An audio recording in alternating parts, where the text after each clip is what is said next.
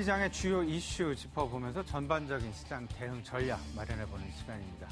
오늘은 시청자 여러분과 계속해서 최근에 리스크가 많이 늘어나고 있는 그런 부분들. 최근 들어서 제가 여러분들께 이런 말씀 많이 드렸었죠. 시장이 상승할 때마다 현금의 보유 비중을 늘려나가자라는 그런 말씀 계속해서 드리고 있습니다. 오늘 역시 마찬가지 관점에서 이 말씀을 좀 드려보도록 하겠습니다. 지금 현재 리스크 확산 국면이다 말씀을 드려봅니다. 중동 지역뿐만 아니라 중동 지역에서의 문제뿐만 아니라 미국에서의 부채 한도 조정 리스크 이 부분도 여러 차례 제 시청자 여러분께 말씀을 드린 바가 있었습니다. 더 나아가서는 출구 전략 이슈까지 그리고 일본의 아베노믹스 정책 실패 부분까지도 여러분 전체적인 그림에서는 리스크일 가능성이 매우 높다라는 말씀 드린 적이 있었는데요. 이런 부분들 그대로 지금 현재 현실화가 되고 있는 것이 아닌가라는 그런 생각 좀 많이 드는 그런 생각입니다. 일단 지금 현재 리스크 확산 국면, 중동발 지정학적 리스크 어떻게 생각을 하면 좋을지, 과연 중동발 지정학적 리스크가 어떤 경로를 통해서 어떤 방향성을 가지고 어떻게 우리 시장에 영향을 미칠지 이 부분을 판단하고 짚어보는 것이 지금 현재 상황에서는 어쨌든 가장 중요한 부분이다라고 생각을 하고 있습니다. 중동발적인 지정학적인 리스크 생각을 해보면요. 두 가지 정도로 나눠볼 수가 있습니다. 일단 장기화 국면으로 접어들 것이냐 아니면 단기적인 이슈로 끝날 것이냐 이 부분에 따라서 다소간 지금 얘기는 좀 달라질 수 있겠는데요. 일단 시장에서 원하고 있는 부분은 단기화로 끝났으면 하는 그런 바람입니다. 그렇게 되면 지금 현재 하락 바로 V자 반등이 나오면서 시장은 원상복구가 되고 다시금 출구 전략 이슈 내지는 양적 원화 축소 이슈 플러스 경기의 회복 기대감이 다시금 맞닥뜨려지는 그런 상황으로 바뀔 수 있기 때문이죠. 근데 하지만 만에 하나 장기화 국면으로 접어든다면 시장의 변화 부분 이때까지 생각해왔던 핵심 변수들 그리고 핵심 요인들 모두 다 다시금 재조정될 가능성이 매우 높아 보입니다. 장기화가 된다면 결국은 국제 유가에 영향을 크게 미칠 가능성이 높고요. 국제 유가는 바로 인플레이션으로 연결이 됩니다. 인플레이션에 연결이 된다면 경기의 둔화로 이어질 수밖에 없다라는 것. 물론 이에 따라서 경기 둔화에 대한 우려감에 따라서 양적 완화의 축소, 이 부분에 대한 우려감은 다소 완화될 여지는 있습니다. 하지만 당장 경기가 둔화된다라는 것. 이 부분으로부터 절대 금융시장은 자유로울 수 없다라는 것 꼭 염두에 두셔야 되겠습니다. 지금 현재 플로우는요. 국제유가를 먼저 살피시면서 국제유가가 과연 인플레이션에 어떻게 영향을 미칠 것이냐를 따지는 것이 지금 현재는 가장 중요한 핵심 포인트다라고 말씀을 좀 드려보겠습니다.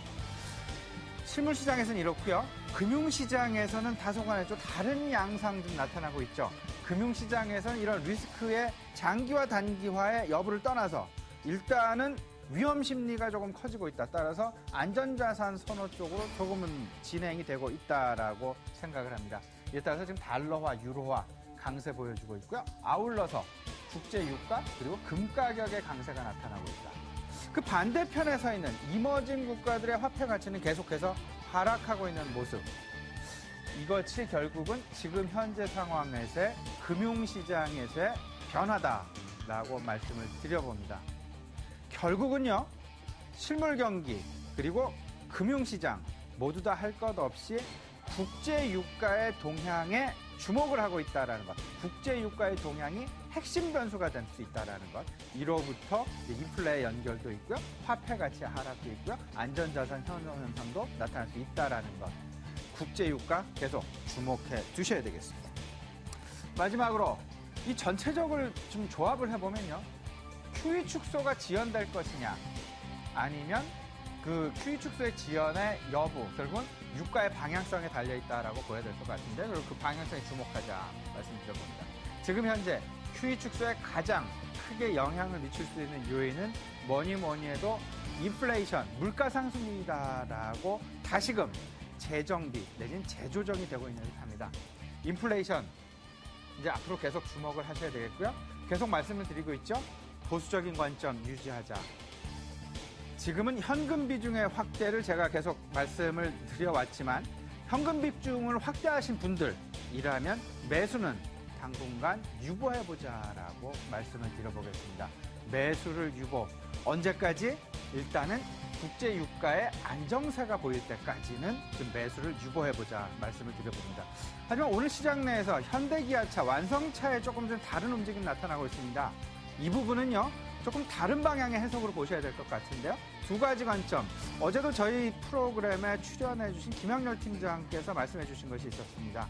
두 가지 관점으로 보자라는 얘기였는데요. 그 첫 번째 하나는 아베노믹스의 실패 가능성이 점차 대두가 되면서 엔화의 하락이 아닌 엔화의 상승으로 인한 어떤 그동안 눌려왔던 현대기아차를 비롯한 우리나라 완성차들의 새로운 어떤 그 반등 가능성이 지금 대두되고 있다는 것 한 가지.